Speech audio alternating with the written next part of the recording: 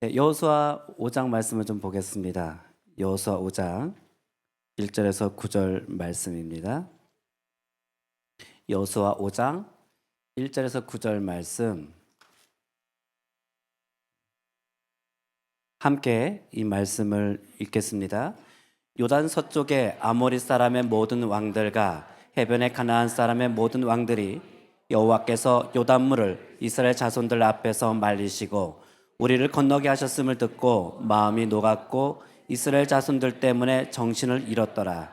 그때 여호와께서 여호수아에게 이르시되 너는 부싯돌로 칼을 만들어 이스라엘 자손들에게 다시 할례를 행하라 하시매 여호수아가 부싯돌로 칼을 만들어 할례산에서 이스라엘 자손들에게 할례를 행하니라. 여호수아가 할례를 시행한 까닭은 이것이니 애굽에서 나온 모든 백성 중 남자 곧 모든 군사는 애굽에서 나온 후 광야길에서 죽었는데 그 나온 백성은 다 할례를 받았으나 다만 애굽에서 나온 후 광야길에서 난 자는 할례를 받지 못하였음이라. 이스라엘 자손들이 여호와의 음성을 청종하지 아니하므로 여호와께서 그들에게 대하여 맹세하사 그들의 조상들에게 맹세하여 우리에게 주리라고 하신 땅 곧 젖과 꿀이 흐르는 땅을 그들이 보지 못하게 하리라 하시매 애굽에서 나온 족속 곧 군사들이 다 멸절하기까지 40년 동안을 광야에서 헤매었더니 그들의 대를 잇게 하신 이 자손에게 여호수아가 할례를 행하였으니 길에서는 그들에게 할례를 행하지 못하였으므로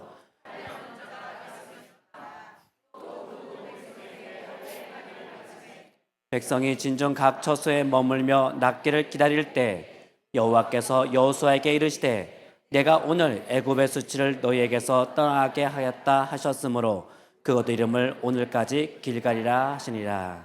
아멘. 여호수아 5장 1절이 오늘 이 본문의 이제 배경으로 이제 시작하고 있습니다. 이 요단 서쪽의 그 아모리 사람 모든 왕들과 또 해변의 가나안 사람의 모든 왕들이 여호와께서 이 요단물을 마르게 하시고 그리고 이스라엘을 거기를 건너게 했다. 이 얘기를 듣고 그들의 마음이 녹았고 이스라엘 자손 때문에 정신을 잃었다. 그렇게 얘기하고 있습니다. 아니 전쟁을 시작하기도 전에 이미 가나안 땅에 있는 왕들이 하나님 행하신 이 놀라운 일 때문에 이미 그들이 정말 두려움 가운데 빠져 있다는 것을 표현한 것이죠. 적군이 이제 이런 상태라면 사실 이제 전쟁은 끝난 상태 아니겠어요? 전쟁이 일어났을 때 우리가 그냥 상식적으로 보면 야 병력의 수가 어느 정도 되냐, 또 어떤 작전을 펼치느냐, 그다음 무기가 어떤 무기냐, 이 무기의 상태에 의해서 이 전쟁의 승패가 달려 있지 않겠습니까? 그런데 의외로 이 전쟁이라는 것이 이러한 그 어떤 상식적인 이런 요인보다는 전혀 다른 것들에 의해서 승패가 갈리는 경우가 있습니다. 그래서 한마디로 이제 군인들의 사기죠. 군인들의 사기가 어떠하냐에 따라서 이 전쟁의 승패가 갈리는 거 아니겠어요? 이것만 봤을 때 지금 이제 가나안 땅에 들어가서 가나안을 정복해야 되는 거예요. 이 가나안에 있는 여러 왕들과 민족들과 전쟁을 치러야 하는 상황 가운데서 와 지금 이스라엘이 요단강을 건널 때 하나님께서 그 요단강을 말리게 하셨다. 그리고 거기를 정말 최고의 그 홍수 그 물이 가장 범람할 때 어느 누구도 건널 수 없는 그런 상황 가운데서 하나님께서 물을 멈추셨어요. 그리고 마른 땅처럼 거기를 건너게 하셨다. 이것 때문에 가나안 땅에 있는 모든 왕들이 지금 굉장한 두려움 가운데 정신을 잃을 정도다. 그러면 이제 전쟁은 끝난 거란 말이에요. 그러면 즉각적으로 그냥 그 전진하면 되는 거예요. 그냥 싸우면 되는 거예요. 그러면 쉽게 취할 수 있는 것인데 그런데 하나님께서 이해할 수 없는 명령을 내리십니다. 전쟁을 앞두고 할례를 행하라는 것이에요. 지금 여호수아와 이스라엘 백성은 요단강을 건너서 길갈에 지금 첫 유숙지를 정했습니다. 이것은 가나안 땅의 중간쯤 되는 위치이면서 또 하나는 가나안의 첫 관문인 여리고성을 앞두고 있는 곳이에요. 근데 이 여리고성을 정복하지 않고서는 가나안 땅에 들어갈 수 없는 중요한 위치를 가지고 있습니다. 이 여리고라고 여러 가지로 이런 상황 가운데서 여리고라는 성은 만만치 않은 성입니다. 실제로 이스라엘의 군사력 가지고서는 변변치 않은 군사력 가지고는 이 거대한 여리고성을 정복한다는 것은 굉장히 어려운 것이죠. 우리가 알지 않습니까? 성을 공격할 때 공격하는 입장과 이 성을 지키는 입장에서 훨씬 더 에너지가 많이 들어가는 공격하는 입장이에요. 훨씬 많은 피해를 봐야 되고 훨씬 많은 사람들이 죽어야 되는 것이지요. 이런 상황 가운데서 반드시 이 여리고를 통과해야 되는데, 그렇다면 이곳을 언제 공격하고 어떻게 이 성을 공략할 것인가, 이 전쟁의 승패가 여기에 달려 있잖아요. 그런데 하나님께서 지금 할례를 명하십니다. 이 여리고가 위치한 이곳, 이 가나안 땅은 이미 철기 문명이 발달해 있어서 모든 무기가 철기화되어 있는 곳이에요. 그리고 이스라엘은 변변치 않은 무기, 그리고 이들이 정규적인 군사 훈련을 받은 사람들이 아니죠. 무기도 변변치 않고, 일단 무기 가지고도 상대가 안 되고, 그리고 여리고성은 굉장히 철옹성 같은 곳에서 아무리 잘 훈련된 군인들이 이 성을 공격해도 쉽게 무너뜨릴 수 없는 곳입니다. 그렇다고 해서 지금 이스라엘이 이 성을 무너뜨리기 위해서 어떤 특수훈련을 받은 것도 아니고요.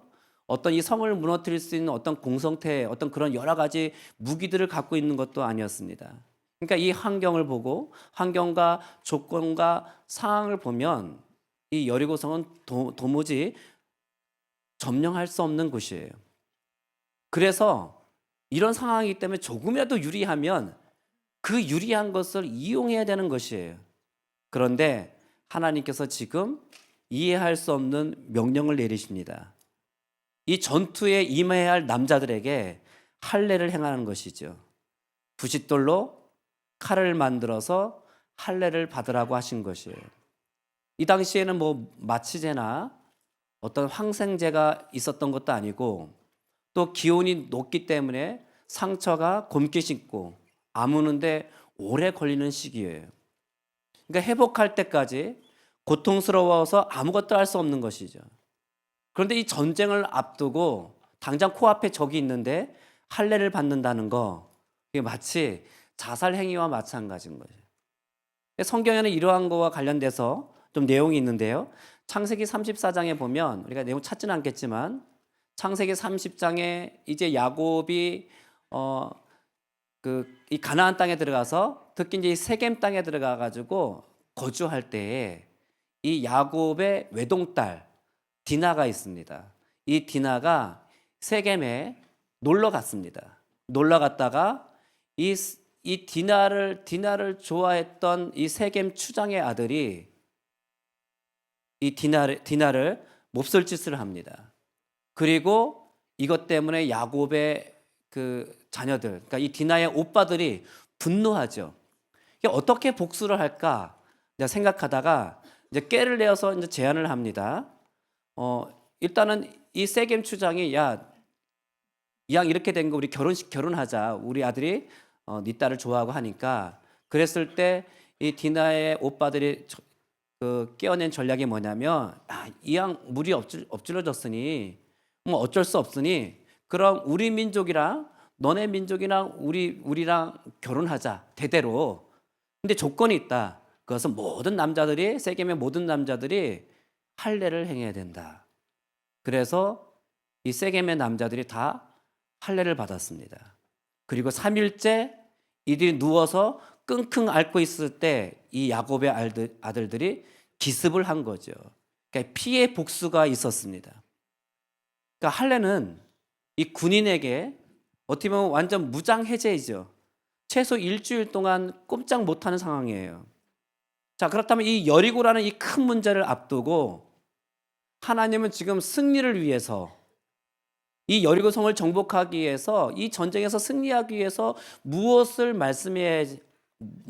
먼저 해야 되는지, 이 영적인 삶의 원리를 지금 우리에게 가르치고 있는 거예요. 이스라엘 백성뿐만 아니라 지금 이 생존의 문제 앞에서, 이 삶의 성패의 문제 앞에서, 또 심각한 위기 가운데 있는 우리에게 이 문제를 어떻게 바르게 해결하고 승리할 수 있는 방법이 무엇인가? 그것을 우리에게 알려주고 있는 것입니다. 우리의 모든 삶을 인도하시는 하나님은 정말 우리가 필요로 하고 반드시 이루어야 할 이 절박한 일을 앞두고 때로는 멈춰서게 하시고 기다리게 하십니다. 우리가 어떻게 해야 우리의 목적을 이룰 수 있는지 그 원칙을 말씀하고 계시는 것이에요.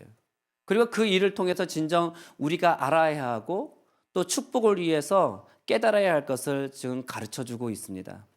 승리는 이스라엘 백성들에게 있는 것이 아니죠. 그리고 그 승리는 주변 환경에 있는 것도 아닙니다. 무슨 마케팅 전략이 있는 것도 아니에요. 그렇다고 마케팅 전략 이것이 하지 말라는 것이 아니에요. 그런데 승리는 거기에 있지 않습니다. 오직 승리는 하나님께만 있습니다. 하나님은 이들이 이것을 깊이 깨닫기를 원하셨던 것이에요. 승리의 근원 되시는 이 하나님과 먼저 이 우선순위를 정립하는 것이 반드시 필요하다는 것을 가르치고 있는 것이에요. 하나님의 관심은요, 이스라엘 백성이 가나안 땅에 들어가서 정말 그 땅에 들어가서 하나님의 원리 원칙이 통하는 땅으로 바꾸는 거, 그래서 정말 제사장 나라밖에 살아가는 거, 이것을 원하시는 거예요. 온 땅이 하나님을 알게 하는 데 있는 것이죠. 바로 하나님은요, 우리 여러분들을 통해서 여러분들이 있는 그 장소에서, 그것이 직장이든 아니면 그것이 학교이든 그것은 가정이든 거기서 정말 변화를 주는 삶을 살아가기를 원하시는 것이에요. 여러분들이 있는 그 삶의 치열한 현장에서 경작하는 자로 살기를 원하셔요. 지금 이스라엘 백성의 최대 관심거리는 이제 이 가나안 땅에 입성하기 위해서 지금 당장 자신들의 앞에 놓여 있는 저 견고한 성, 이 여리고 성을 무너뜨리고 승리하는 것입니다. 그런데 하나님의 관심은 거기에 있는 것이 아니에요. 나는 당장 내 문제를 해결하는 것이 관심사죠. 나를 가로막고 있는 이 환경들, 또 나를 짓누르고 있는 그런 상황들, 또 나에게 스트레스를 주고 있는 것들, 사람을 포함해서 다 포함해가지고 이 모든 것들을 해결하는 것이 사실 우리의 관심사 아니겠어요? 그런데 우리 하나님은 거기에도 관심이 있지만 잠시 멈추라고 말씀하시는 거예요. 나의 관심은 그것보다 더 높은 차원에 있다고 말씀하십니다. 하나님은 이 축복된 삶을 위해서 여리고 성이 무너지는 것보다 이 하나님과 이스라엘 백성의 이 관계에 대해서 우선순위를 두셨습니다. 이스라엘 백성이 이 하나님의 자녀로서 그 관계를 유지할 때에만 궁극적으로 가나안 땅에 들어가서 정말 하나님의 자녀답게 살 수 있기 때문이에요. 이 여리고성을 무너뜨리고 가나안 땅에 들어간다 할지라도 이 하나님과의 관계가 깨져 있다면 그 가나안 땅에 들어가서 아무리 풍요로운 삶을 이룬다 해도 결국에는 비참하게 그 땅에서 쫓겨날 수밖에 없는 것이에요. 근데 이 모든 것의 기준은 바로 하나님과의 관계에 있는 것입니다. 이 하나님과의 관계가 중요한 이유는 하나님은 이 이스라엘 백성들이 또 승리하고 이 축복을 받는 이 모든 환경과 그 조건이 하나님께 있기 때문이에요.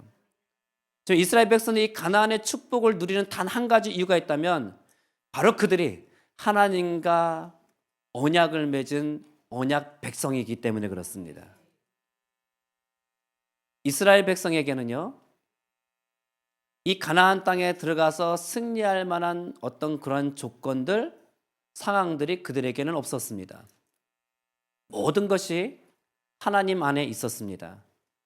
그 하나님의 관계를 통해 정말 하나님의 그 도우심과 하나님의 그 인도가 아니고서는 가나안 땅을 정복한다는 것은 불가능한 일이었습니다.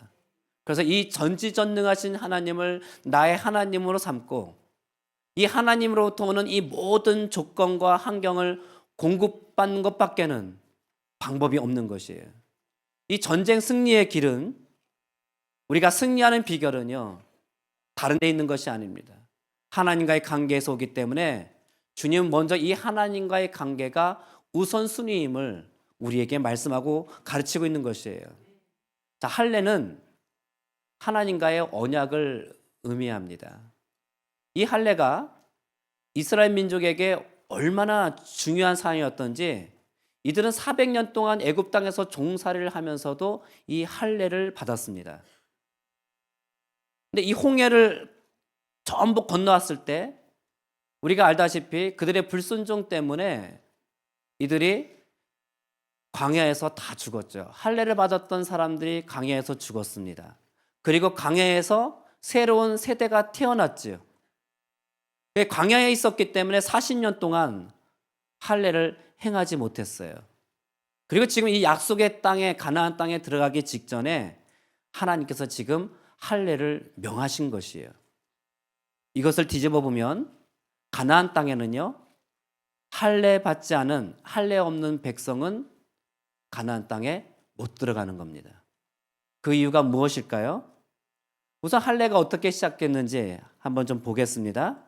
창세기 15장을 한번 보겠습니다. 창세기 15장 4절 5절 말씀을 함께 읽겠습니다. 여호와의 말씀이 그에게 임하여 이르시되 그 사람이 내 상속자가 아니라 내 몸에서 날 자가 내 상속자가 되리라 하고 그를 이끌어 밖으로 나가 이르시되 하늘을 우러러 무뼈를 셀 수 있나 보라. 또 그에게 이르시되 내 자손이 이와 같으니라. 또 계속해서 8절 말씀도 보겠습니다. 그가 이르되 주 여호와여 내가 이 땅을 소유로 받을 것을 무엇으로 알리까? 하나님께서 아브라함을 이끌어내셨죠. 그리고 밤하늘의 별들을 보면서 아브라함아 내 자손이 네 후손이 저 별처럼 많게 될 거야. 그러니까 아브라함이 8절에서 질문한 겁니다. 아니 그 다음에 이 땅을 네 소유로 줄 것이야 했을 때 아브라함이 질문한 거예요. 그것을 무엇으로 보장하실 겁니까? 증거 대세요. 그런 거죠. 이게 한마디로 이거예요. 제가 하나님 말씀을 그 약속을 어떻게 믿을 수 있습니까? 이 아브라함도 대단하고 그렇게 질문 아브라함도 대단하고 거기에 대해서 또 대답하시는 하나님도 대단하신 거예요. 그래서 계약서를 씁니다. 어떻게 계약서를 썼는지 9절 말씀입니다. 읽겠습니다. 여호와께서 그에게 이르시되 나를 위하여 3년 된 암소와 3년 된 암년소와 3년 된 순양과 산비둘기와 집비둘기 새끼를 가져올지라. 그리고 17절입니다. 해가 져서 어두울 때에 연기 난 화로가 보이며 타는 횃불이 쪼갠 고기 사이로 지나더라. 그러니까 하나님께서 계약서를 어떻게 쓰셨냐면 이 재물들을 잘라가지고 가운데 갈라가지고 딱 놨습니다. 고기를 쪼개어 놓은 것이죠. 그리고 계약은 조건이 있어야 되잖아요. 그러니까 하나님 입장에서 이런 말씀하시는 거예요. 자, 너와 계약을 맺는데 둘 중에 이 계약을 얻는 자는 죽는다. 그러니까 이 짐승들이 쪼개진 것처럼 계약을 어긴 자는 그 몸이 쪼개져서 죽는다. 그래서 횃불이 쪼갠 고기 사이로 횃불이 지나갔어요. 그리고 이것은 완전히 죽는 것을 의미하는 거예요. 그러니까 계약을 한 것이죠. 그러니까 한마디로 이 계약은요, 하나님과 아브라함이 죽음을 걸고 계약한 거예요. 그 계약이 이루어졌습니다. 아브라함이 아니 내 자손이 이렇게 많을 줄 제가 어떻게 알겠습니까? 그리고 이 가나안 땅을 우리에게 주신다는 거, 우리 자손들에게 주신다는 걸 내가 어떻게 알겠습니까? 했을 때 하나님께서 이 죽음의 계약서를 쓰신 거예요. 야, 이 약속 못 지키면 죽는다. 나도 죽고, 내가 어기면 내가 죽고, 네가 어기면 네가 죽는다. 이거예요. 그런데 1년이 지나고 2년이 지나고 또 5년이 지나고 10년이 지났는데 아무런 일도 일어나지 않습니다. 하나님이 약속하셨는데, 하나님이 말씀하셨는데, 분명히 말씀하셨는데 10년 기다린 것은 많이 기다린 거 아니겠어요? 아브라함이 이 정도면 충분히 기다린 거 아닐까요? 드디어 이 아브라함과 또 아브라함의 아내 사라에게 드디어 한계점에 도달한 거예요. 어느 날 사레가 남편을 부릅니다. 그리고 자신의 몸종 하갈을 치하라고 얘기하죠. 16장 2절 말씀을 보겠습니다. 읽겠습니다.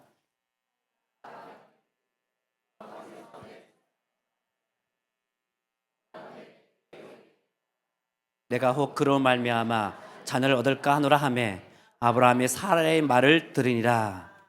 네, 여기에 한 가지 빠진 말씀이 있습니다. 아브라함이 아멘 했다는 거예요. 아내의 말을 들었다. 아담의 유전자가 계속 남자들에게 내려오는 것이죠. 그래서 3절 말씀을 보시기 바랍니다. 아브라함의 아내 사레가 그 여종 애굽 사람 하갈을 데려다가 그 남편 아브라함에게 첩으로 준 때는 아브라함이 가나안 땅에 거주한 지 10년 후였더라. 이 10년 후였더라. 아까 말한 것처럼 10년 동안 하나님의 약속을 붙들고 기다렸어요. 그리고 이 정도면 내가 할 거 다 했다. 이 정도면 되지 않나? 이 정도 내가 기다렸으면 된 거지. 근데 여기에 문제가 있습니다. 여러분들, 우리가 예수님을 믿는다는 것은 우리 삶의 우리 신앙의 우리 믿음의 기초는 어디에 있느냐는 거예요. 어디에 근거하느냐. 이것은요, 상식에 따라가지 않습니다. 논리에 따라가지 않아요. 아니, 아브라함이 10년 동안 기다렸다면 상식적으로 충분히 기다린 거잖아요. 근데 믿음이라는 것은 우리의 신앙의 기초는 그 상식을 따라가지 않습니다. 또 합리적이지 않아요.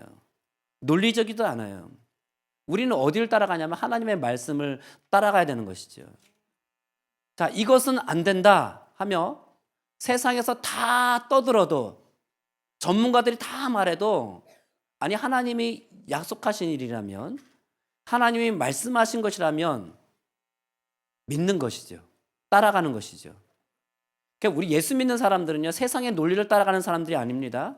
세상의 상식과 그런 합리성을 따라가는 사는 것이 아니라 언제나 말씀을 따라가는 것이에요. 그래서 10년이 지나고 또 20년이 지나고 정말 하나님이 죽음을 걸고 약속하신 내용이라면 기다려야 되는 것이죠. 근데 지금 아브라함이 그것을 기다리지 못했어요. 그냥 상식을 따라간 것이죠. 그냥 합리적인 것을 따라간 것이에요. 그리고 이를 저질러 버린 거예요. 그래서 태어난 사람이 누굽니까? 이스마엘이죠. 지금 이 인류에게 가장 어려움을 주고 있는 이 중동 지역의 후손들, 그 조상이 된 이스마엘, 바로 이 아브라함의 불순종과 불신앙이 이런 엄청난 결과를 낳았어요. 이때부터 하나님께서 아브라함에게 긴 침묵으로 그 관계를 끊어버립니다. 여러분, 믿는 자들에게 우리에게 저주는 무엇일까요? 어떤 병에 걸리거나 암에 걸리거나 아니면 교통사고가 나거나 사업에 어떤 부도가 나는 거, 이게 저주가 아니에요. 하나님이 말씀하지 않는 게 저주입니다. 내가 죄를 짓는데도, 내가 죄를 짓고 사는데도 하나님이 아무런 사인이 없다면 그건 행복한 것도 아니에요. 그건 형통한 삶도 아니에요. 만약에 여러분들이 내가 하나님을 찾지 않는데도 내 삶이 잘 되고 있어, 내가 하나님께 관심 없는데도 내 일이 잘 되고 있고 내 자녀들 잘 되고 있어, 그건 그 뭐라고요? 저주라는 거예요. 이렇게 하나님이 13년 동안 아브라함에게 침묵하십니다. 16장 16절 한번 보시면 하갈이 아브라함에게 이스마엘을 낳을 때가 아브라함이 86세라고 그랬어요. 그리고 17장 1절 말씀 보세요. 몇 살 때? 99세 때. 자, 16장 마지막 절이 86세였습니다. 그리고 그러니까 16장과 17장은 몇 년 차이예요? 한 장 차이지만, 다음 장이지만 13년이라는 세월의 공백이 있는 거예요. 13년간 하나님은 아브라함에게 말씀하지 않으신 거예요. 이 시간이 긴 침묵의 시간. 다시 말해서 아브라함이 긴 혹독한 시간을 보낸 거죠. 아마 아브라함에게는 인생의 혹독한 밤이었을 것이에요. 이 13년 동안 하나님 침묵하셨지만 사실 침묵하신 것이 아니에요. 아브라함은 하나님이 사랑하는 자식이에요. 부모는 자식에게 침묵하지 않잖아요. 아무리 자녀가 잘못된 길을 가더라도 화가 날 수는 있지만 그 자녀를 포기하지 않으시죠. 사실 우리 하나님은요, 13년간 침묵한 것 같지만 기다리신 것이죠. 그리고 드디어 하나님께서 말씀하십니다. 이 13년간의 긴 침묵을 깨시고 말씀하신 첫 마디가 무엇이냐? 17장 1절 우리가 읽겠습니다. 아브라함이 99세 때에 여호와께서 아브라함에게 나타나서 그에게 이르시되 나는 전능한 하나님이라 너는 내 앞에서 행하여 완전하라. 자, 나는 전능한 하나님이라. 아브라함을 만나자마자 13년 침묵을 깨고 첫 마디가 나는 전능한 하나님이다. 이건 뭐예요? 아브라함을 향해서 그 안타까운 마음과 하나의 또한 질책이 함께 들어가 있는 것이죠. 쉽게 말하면 이거예요. 아브라함아, 내가 누구냐? 내가 네 아버지이고 나는 전능한 하나님이지 않느냐? 왜 내 약속을 끝까지 신뢰하지 못하고 끝까지 기다리지 못하고 네 힘을 했느냐? 이 말씀에 하나님의 그 절실한 그 안타까움 이 안에 첫 마디에 들어있는 것이에요. 그리고 나서 무슨 말씀을 하시는가? 9절 10절 말씀을 보겠습니다. 하나님이 또 아브라함에게 이르시되 그런즉 너는 내 언약을 지키고 내 후손도 대대로 지키라. 너희 중 남자는 다 할례를 받으라. 이것이 나와 너희와 너희 후손 사이에 지킬 내 언약이라. 그러니까 이 언약은 앞에 15장에서 아브라함과 쓴 계약서와 관련이 있는 말씀이에요. 그 내용이 무엇이었어요? 아브라함이든 하나님이든 이 약속을 지키지 않을 경우는 죽는다는 것이었잖아요. 그럼 아브라함이 약속을 어겼으니까 누가 죽어야 되는 거예요? 아브라함이 죽어야 되는 거예요. 그래서 하나님이 아브라함을 죽입니다. 어떻게 죽이느냐? 할례를 통해서 죽이는 거예요. 그리고 아브라함이 이 할례를 받고 낳은 자식이 바로 이삭입니다. 그리고 할례를 받기 전에 낳은 자식은 이스마엘이죠. 이스마엘은 자신의 노력으로, 자신의 힘으로, 자신의 뜻대로 낳은 자식이죠. 그리고 할례를 받고 낳은 자식이 이삭입니다. 하나님이 주신 자식이죠. 그래서 이삭을 약속의 자녀라고 말씀하시는 거예요. 자, 하나님 왜 이 가나안 땅을 정복하기에 앞서서 그냥 그들의 사기가 다 떨어져 있을 때, 가나안 땅의 왕들의 마음이 완전히 녹아내렸을 때, 그곳에 거주하는 그 가나안 땅의 사람들이 다 무서워하고 있을 때 곧바로 들어가면 되는데 왜 이 이스라엘 백성들을 모아놓고 할례를 하게 하십니까? 바로 이 땅은 그리스도의 통치에 순종해야 하는 땅이다. 너희들의 힘으로 사는 땅이 아니다. 하나님의 은혜와 그 주의 보혈의 공로를 힘입어서 순종해야 사는 땅이다. 하나님의 도움 없이는 살아갈 수 없는 땅이다. 비가 내리는 거, 그 하나님의 도움이 없이는 살아갈 수 없는 땅이야. 이 가나안 땅, 이 척박한 땅에서 농사를 짓고 그 땅에서 살아가는 모든 방법은 너희들이 나일강, 그 에집통에 있을 때 그 풍부한 나일강, 그냥 발로만 차도 물을 댈 수 있는 그런 땅이 아니라 이 땅은 하나님이 내려주시는 그 비만을 통해서만 살아갈 수 있는 땅이다. 오직 하나님의 손에 있어만 살아가는 땅이다. 하나님의 은혜로만 살아가는 땅이다. 그래서 할례를 행하게 하신 거예요. 그래서 여러분들 예수님을 믿는다는 것은 복잡해 보이는 것이지만 실제는 단순한 것이죠. 내 힘으로 사느냐, 하나님의 힘으로 사느냐, 둘 중 하나예요. 내 뜻대로, 내 힘으로, 내가 원하는 대로 여러분들이 살아간다면 거기서 나오는 결과는 이스마엘이에요. 그 이스마엘은 여러분들 끊임없이 분란을 일으키고 혼란을 일으키고 사망을 가져다 주는 거예요. 나는 매 순간 내 힘으로 살아갈 수 없는 이 존재임을 매일매일 우리가 인식해야 되는 것이죠.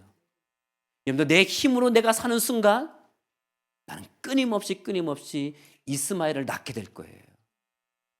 내가 무슨 일을 하든지 공부를 하든 여기 직장에서 일하든 아니면 사업을 하든 아니면 내가 뭐 그림을 그리든 어떤 일을 하든 간에 만약에 내 힘으로 한다면 그 모든 결과는 이스마엘을 낳게 될 거예요. 정말 날마다 하나님을 의지할 수밖에 없는 존재죠. 그래서 하나님의 은혜가 날마다 필요한 것이에요. 내 안에 이스마엘이 죽어야 이삭이 나오는 것이에요. 내 욕망이 죽어야만 약속이 성취되는 것이죠. 하나님의 말씀 앞에 나를 죽이는 것이지요. 하나님의 말씀이 내 욕망을 죽이는 것이에요. 하나님의 말씀이 내 안에 있어야만 내 마음대로 살고픈 그러한 것들을 죽일 수 있는 것이에요. 할례라는 것은요, 바로 그런 사실을 매일매일 선언하는 것이 내가 오늘 할례 받은 존재인지, 즉 다시 말해서 그리스도와 함께 죽은 자인지, 날마다 내가 십자가에 죽는 것이죠. 이삭을 통해서 그리스도가 오셨습니다. 내 힘이 아닌 성령의 능력을 의지할 때 거기서 그리스도가 나오시는 것이에요. 나는 아무 힘도 없습니다. 하나님 아버지 도와주세요. 바짝 엎드릴 때 거기서 그리스도가 오시는 것이에요. 마치 세례 요한이 나는 예수님의 신발끈도 풀지 못합니다. 그 신발끈을 풀려면 어떻게 해야 돼요? 엎드려야 되잖아요. 바짝 엎드려 존재. 그래야 음성이 들리고 하나님의 말씀이 들리는 것이에요. 할례는 하나님과의 언약을 말합니다. 나는 하나님의 자녀입니다. 하나님이 나를 인도하시고 하나님이 나를 지키시고 하나님이 나를 보호하시는 분임을 제가 믿습니다. 이 언약의 관계가 전제되어 있는 거예요. 그리고 주님을 떠나선 내가 아무것도 할 수 없다는 것을 인정하고 정말 하나님을 나의 복의 근원으로 받아들이는 것이죠. 여러분, 오늘 내 인생이 잘 되는 거, 내가 승리하는 삶을 비견하는 거, 그 근본적인 것은 나에게 있지 않아요. 나의 행복은 돈에 있는 것도 아니고 나의 어떤 위치에 있는 것도 아니고 어떤 경험과 어떤 지식과 지혜에 있지 않습니다. 근데 승리를 위한 조건은 나에게 없어요. 정말 내가 내 삶에서 내가 승리하는 삶을 살아가기를 원한다면, 정말 형통한 삶을 살아가기를 원한다면 그 모든 성공과 행복의 모든 조건은 하나님께 있습니다. 그래서 하나님과의 관계가 최우선인 것이에요. 지금 하나님이 이스라엘 백성들에게 요청하신 것은요, 정말 나에게 아무것도 없습니다. 나는 아무것도 아닙니다. 이 여리고라는 이 구체적인 적 앞에서 정말 이 전투를 앞두고 있는 이스라엘 백성이 가져야 할 가장 큰 무기는 하나님, 나는 아무것도 아닙니다. 오직 하나님만이 하실 수 있습니다. 우리가 예배 때 찬양한 것처럼 오직 하나님만이 왕이십니다. 오직 하나님만이 내 삶의 왕이십니다. 오직 하나님이 나의 일터의 왕이십니다. 가장 좋은 조건과 환경은 하나밖에 없습니다. 오직 하나님께 두는 것이죠. 우리 자신에게는요, 승리의 자원이 없어요. 왜냐하면 우리에게 나오는 것은 이스마엘이기 때문이에요. 그래서 할례를 받으라는 이 말은요, 정말 너 승리하는 삶을 살기 원한다면 하나님과의 이 관계를 회복하라고 말씀하시는 거예요. 하나님과의 관계를 통해서 오직 그분으로부터만 오는 자원을 공급받지 않으면 안 된다는 얘기예요.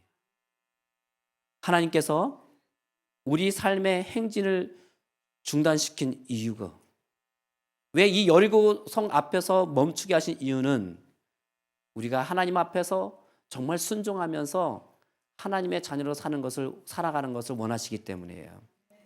불순종의 세대는 다 죽어버렸습니다. 하나님이 내 안에 있는 이 불순종의 요소를 제거하기 원하셔요. 내 안에 내 힘으로 살려는 이 이스마엘 요소를 제거하기 원하십니다. 그래서 내 모든 삶이 주님이 기뻐하시는 모습으로 세워지고 순종하는 마음을 보기를 원하세요. 이 인생의 여리고 앞에서 혹시 멈춰 서 있다면, 내가 꼭 가야 할 곳으로, 저기 내가 꼭 가야 할 곳인데 내 힘으로 갈 수 없어서 멈춰서 있다면, 이스라엘 백성들에게 할례를 받게 하시는 그 하나님의 뜻을 살피시기 바랍니다. 이 여리고 성 앞에서 승리할 수 있는 그 지혜, 그 우선순위 바로 하나님께 있는 것이에요. 이 하나님의 말씀에 청종하시기 바랍니다. 하나님을 더 알아가기를 원합니다. 우리가 이 시간 함께 기도할 텐데요,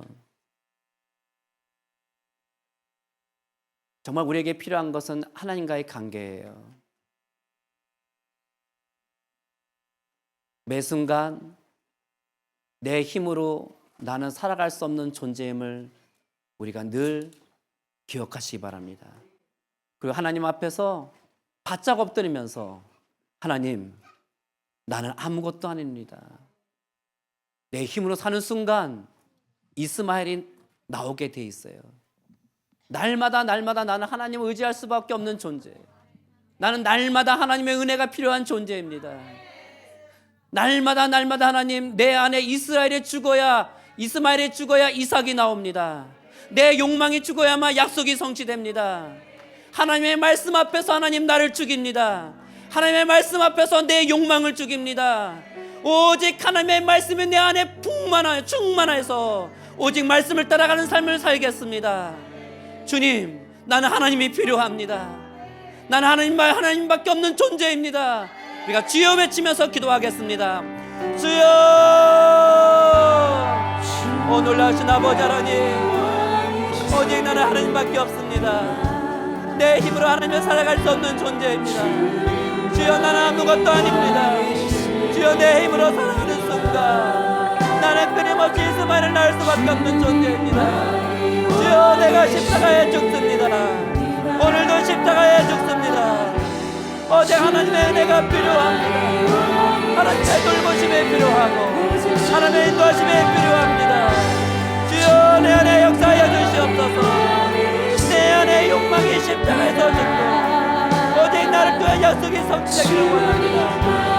주여, 역사해 주시옵소서.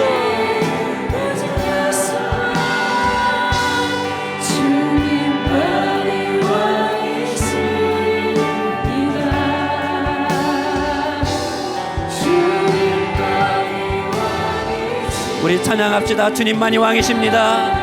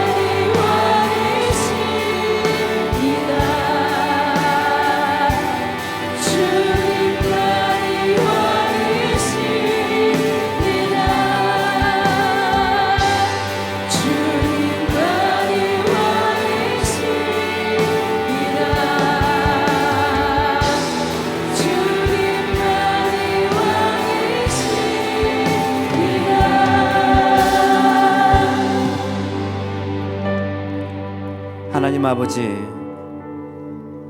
나는 매 순간 내 힘으로 살아갈 수 없는 존재입니다. 내가 내 힘으로 살아간다면 나는 끊임없이 이스마엘을 낳을 수밖에 없는 존재입니다.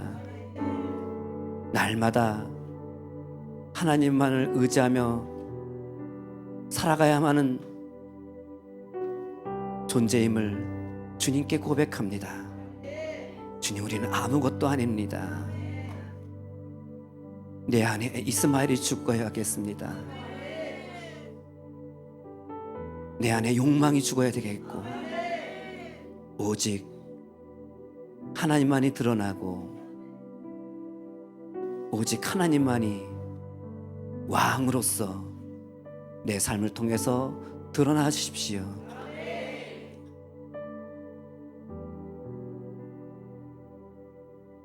우리가 하나님을 더 알기를 원합니다.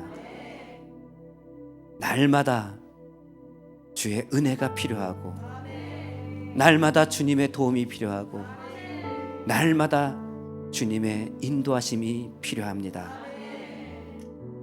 우리를 그러한 존재로 부르시고 하나님과의 놀라운 관계 속으로 우리 가운데 그 십자가를 통해서 약속을 맺으신 주님 감사합니다. 예수님의 이름으로 기도합니다. 아멘.